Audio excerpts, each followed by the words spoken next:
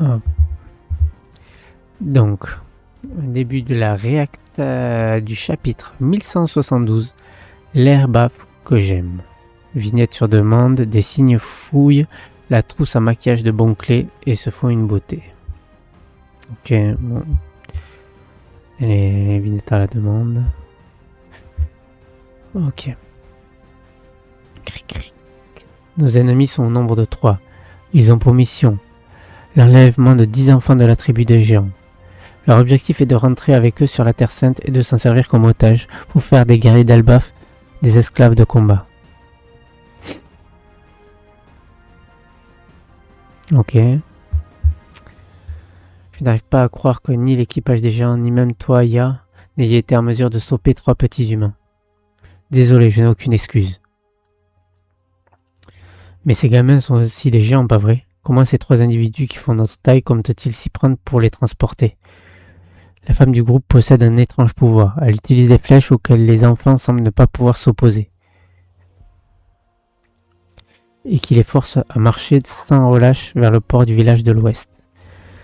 Si jamais ils atteignent un navire, ils prendront la mer et nous les perdrons définitivement de vue. Qui est le véritable objectif de leur ravisseur. Ok. J'entends bien, mais en quoi ça nous empêche de leur reprendre? Ce triomphe comprend également un type du nom de Somers. Je le connais un peu. Le fruit des épines a fait de lui un homme épine capable de manipuler les ronces à sa guise. Or, il s'est servi de ce pouvoir pour envelopper les enfants de ronces invisibles. Ce qui veut dire qu'on ne peut pas les prendre dans nos bras. Quelle horreur! Oui, leurs épines sont dures comme du fer. Si on rate notre coup et que la fille s'en trouve perturbée, les petits se heurteront et se blesseront comme des hérissons. Ok, c'est un début de récapitulatif de ce qui se passe sur l'île. Ok. Enfin, le dernier membre du groupe a probablement la faculté de matérialiser les cauchemars. Oh tiens, un loup. Bizarre. Les monstres qui terrifient le plus les enfants prennent vie et entravent leur sauvetage. En apparence, ce ne sont que des mômes qui défilent en plein jour, mais en réalité, personne ne peut les secourir. Tel est le jeu que nos ennemis ont élaboré sur la base de leurs 3 pouvoirs. On va tout faire pour sortir les enfants de là. Le plus rapide consisterait à cibler directement les 3 détenteurs de pouvoir. Même s'ils sont immortels, il y a sûrement un moyen de les arrêter. On peut les enfermer, ou bien les écraser, ou encore les manger. Ah, tes paroles sont encourageantes, je pense comme toi. On arrive dans le monde du soleil. Clang, hein?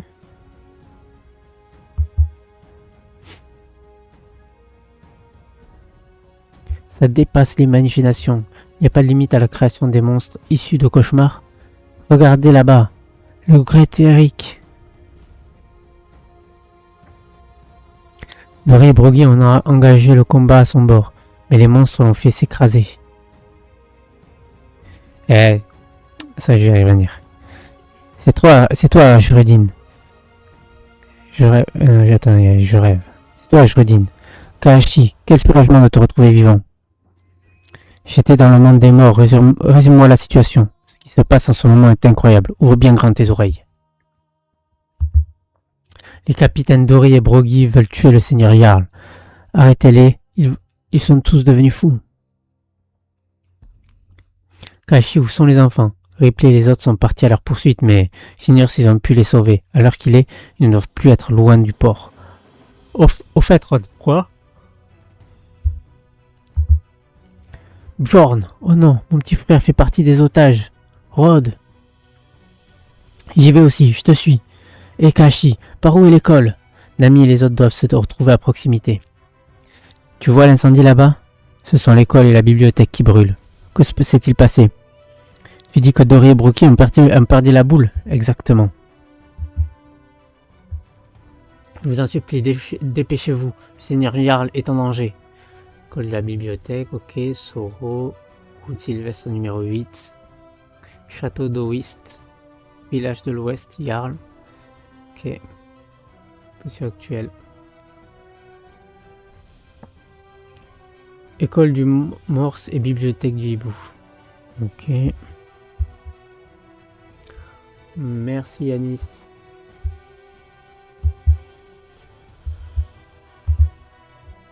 Bonsoir à toi, j'espère que tu vas bien. Alors attendez, j'essaie d'augmenter la page pour voir mieux. Du côté de la bibliothèque, équipage de chapeau de paille. La bibliothèque est en flammes. Chopper ne revient pas et Brooke a filé, je ne sais où, comment, comme si une idée lui était soudain venue.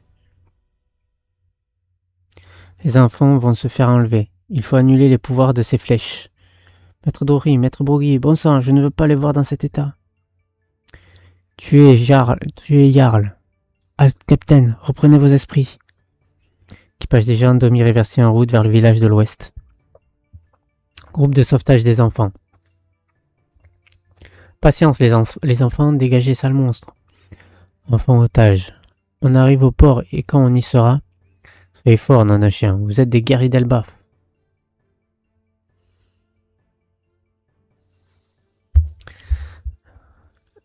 Attends, tac. Ouais, ça va bien, on réacte.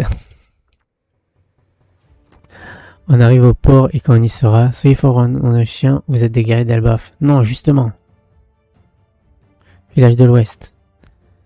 Partez si vous le souhaitez. Fuyez, Seigneur Jarl. Les capitaines Dory et Broggy ne sont pas en état de vous écouter.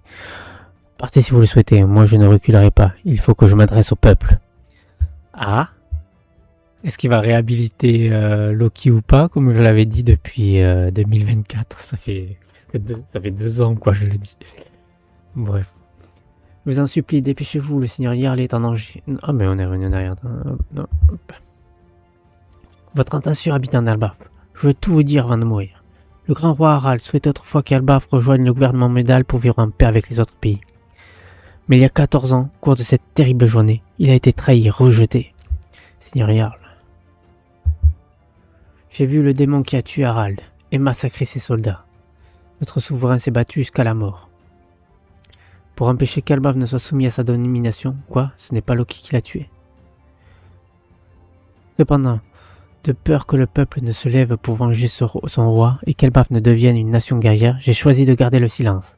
Quand Loki a pris sur lui la colère de tout le pays avant de prendre la mer, ce garçon a beau être un peu lourdeau, il est innocent. Hein? La réalité est légèrement différente, mais c'est bien trouvé.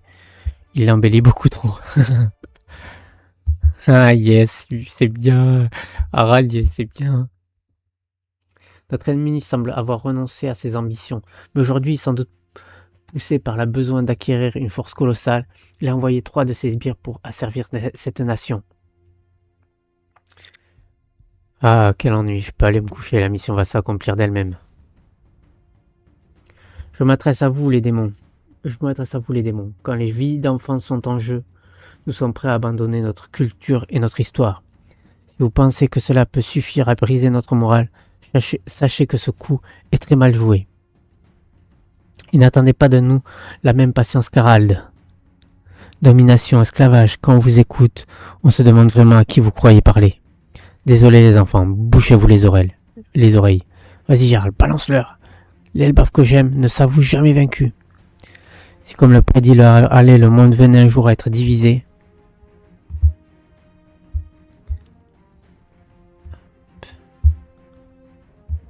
c'est une double page ou pas? Ah ouais, c'est une double page.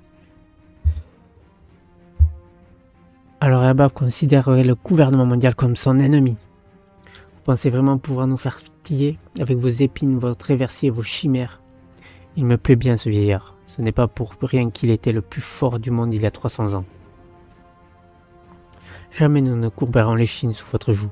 N'ai-je pas raison, fier guerrier d'Elbaf? Sigue, Seigneur Jarl. Car l'Elbaf que j'aime est de retour. Il a compris, trouve plutôt un moyen d'annuler le pouvoir de ses flèches.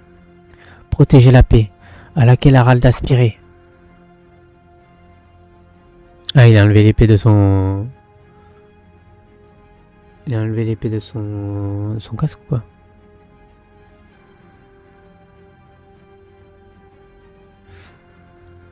On a rattrapé les géants. Il paraît que si on se laisse prendre en tenaille, c'est la fin. J'ai un plan. Il va les couper. Ouais, Killingham, mais c'est un petit flow, ouais. Ok, il a un petit flow, ouais. Un petit flow sympa.